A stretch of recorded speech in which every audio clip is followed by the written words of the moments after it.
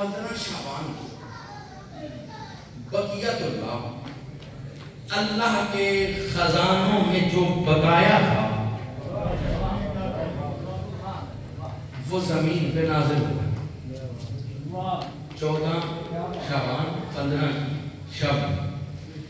لیکن صاحبان کتاب شیخ صدوق لکھتے ہیں کہ جیسے ہی رات گزری یہ کیسے آئے یہ میں نہیں بتا سکتا، اس لیے کہ گھر کے اندر کی باتیں ہمیں کیا معلوم جاگنا اہل عرفان کو دیا کرو ہے نا جی. ہم مولائی سے بندے ہیں، ہم سلمان کی طرح در تک آ جائیں تو ہی کافی ہے، اندر تک جانے کی ضرورت ہم نہیں کر سکتے. یہ ظاہر ہوں لیکن میں اتنا جانتا ہوں کہ یہ آتے مسلح پر ہے. چلو میں ایک دلیل دیتا ہوں، حوالہ پہلے نوٹ کریں کیونکہ اکثر لوگ جلد بازی میں فتویٰ بازی کر جاتے ہیں. بحار الانوار جلد نمبر 97 اس میں لکھا ہے کہ جب 15 کی شب 14 کا دن گزر گیا اور امام عسکری نے کہا کہ آج ذرا گھر میں رہے، آج ہمارے گھر میں میرا لاڑ آنے والا، تو بی بی حکیمہ خاتون نے کہا آثار تو کوئی نظر نہیں آتے. تب حوالہ میں نے پہلے دے دیا، تب میرا مولا اپنی پھوپھی کی طرف دیکھ کہتا ہے لم نسبلو فی البطون الامہات ونسبلو فی الجنوب الامہات نسبح للہ. ہم ماؤں کے شکموں میں نہیں رہتے، ہم ماؤں کے پہلو میں رہا کرتے ہیں. ہم شکموں میں نہیں رہتے، پہلو میں نسبح للہ، اور پہلو میں رہ کر اللہ کی تسبیح کرتے ہیں.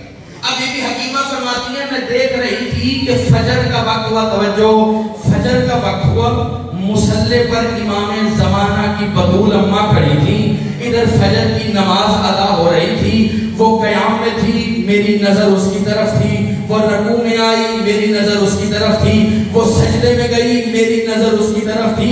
کہ اتنے میں نے دیکھا جیسے ہی سجدے سے سر اٹھایا تو ایک نہیں 2 سر سجدے میں نظر آیا. جملہ تو میں نے آپ کیا ایک نہیں 2 سر سجدے میں نظر آیا. بی بی فرماتی ہیں جاء المولود ملبوسا محجوبا مختوما. جاء المولود وہ جو آیا، جو ظاہر ہوا، وہ لباس پہنے ہوئے تھا. ملبوسا وہ لباس. اچھا جو خاموش ہو گئے ہیں اور حیرت زدہ ہیں ان کے لیے بات آسان کرتا ہوں. بی بی فرماتی ہیں جب سرکار ظاہر ہوئے ملبوساً لباس پہنے ہوئے تھے. ممکن ہے کہ کوئی کہے حضور روایت ضعیف ہے تو چلیں اس کی تباہ کے لیے اس کی مشکل کشائی کر دیتے ہیں. بے شک روایت ضعیف ہے لیکن یہ تو سب نے لکھا کہ سرکار سجدے میں آئے، اور یہ بھی شیخ صدوق نے لکھا کہ حجت جب بھی سجدہ کرتی ہے کبھی بے لباس ہوا ہی نہیں کرتی ہے.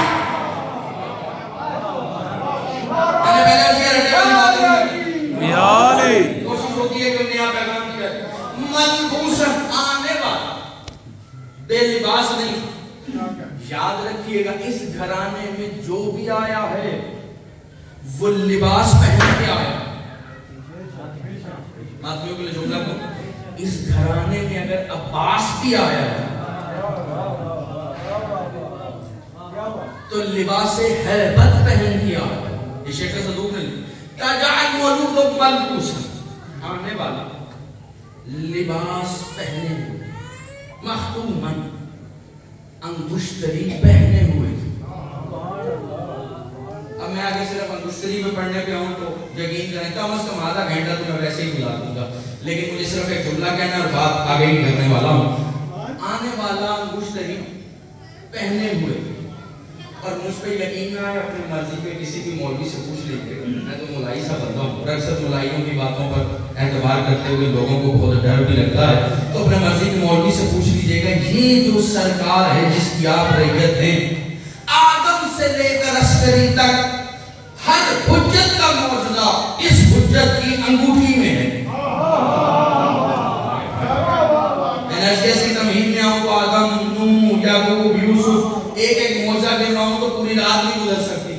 ہر ایک کا معجزہ علی علی کے معجزے امام کی انگشتری میں، حسن کے معجزے انگشتری میں، حسین ابن علی کے معجزے انگشتری میں، سید سجاد کے معجزے انگشتری میں۔ حد یہ ہے کہ اپنے بابا کے بھی معجزے جسے ہیبت اللہ کہتے ہیں وہ معجزے بھی سرکار کی انگشتری میں ہیں، اور یہ قوم مجھ سے بہتر جانتی ہے کہ یہ اکثر انگشتریاں زکات میں دے دیا کرتے ہیں۔ یہ انگشتریاں اکثر زکات میں دے دیا کرتے ہیں۔ بس ادھر امام ظاہر ہوئے۔ اب ماتمیوں کو میں جملہ ہدیہ کر رہا ہوں باپ کی مرضی، اور ہاتھ بتائیں گے کہ کون کتنا ماتمی بیٹھا ہوا ہے۔ ادھر ظاہر ہوئے کہ ایک حجت نے ہاتھوں کی رحل بنا کر دوسرے حجت کو مثل قرآن اٹھایا۔ شیخ صدوق لکھتے ہیں امام عسکری کا لقب ہیبت اللہ، اللہ کی ہیبت، اللہ کی ہیبت۔ امام عسکری والد ہے نا جی، باپ ہے، وقت کی حجت۔ ابھی مجھ سے پہلے جتنے ذاکرین پڑھ رہے تھے وہ ایک لفظ سرکار کے ایک لقب استعمال کر رہے تھے، کاف الف حمزہ میم، ہے نا جی۔ اس کے لیے کچھ بات ذہن میں آ گئی ہے، کیونکہ زبان پہ میرے بھی وہ بار بار آ رہا ہے، لیکن میں اپنا نہیں کرتا۔ مولا فرماتے ہیں اگر اس حجت کا یہ لقب پکارا جائے تو جس کے سامنے پکارا جا رہا ہے اس پہ کھڑے ہونا واجب ہو جاتا ہے۔ حدیث اس سے آگے سخت ہے۔ مولا فرماتے ہیں جو اس لقب کے احترام میں کھڑا نہیں ہوتا وہ پھر مسلمان نہیں، کافر ہو جاتا۔ اس لیے جب بھی یا تو ذاکرین اور مومنین پرہیز کریں گے لقب لینے سے، اور اگر لیں تو پھر کھڑے ہونا واجب ہوتا ہے۔ بات بول گئی بھائی؟ اب سنیں، حجت ہے وقت کی امام حسن عسکری۔ ایک حجت نے دوسری حجت کو جو بھی چند لمحے پہلے ظاہر ہوئی ہے اٹھایا۔ میں نے کہا کہ میں ماتمیوں کو جملہ ہدیہ کرنے لگا ہوں۔ شیخ صدوق لکھتے ہیں کہ امام نے اٹھایا، پہلے پیشانی پہ بوسہ دیا، پھر رخسار پہ بوسہ دیا، پھر ہاتھوں پہ بوسہ دیا، پھر سینے پہ بوسہ دیا، اور پھر باپ ہونے کے باوجود پاؤں پہ بوسہ دیا۔ جملہ تو ابھی میں نے کہنا ہے، باپ ہونے کے باوجود، وقت کی حجت ہونے کے باوجود، معصوم ہونے کے باوجود، اللہ کی کل ہیبت ہونے کے باوجود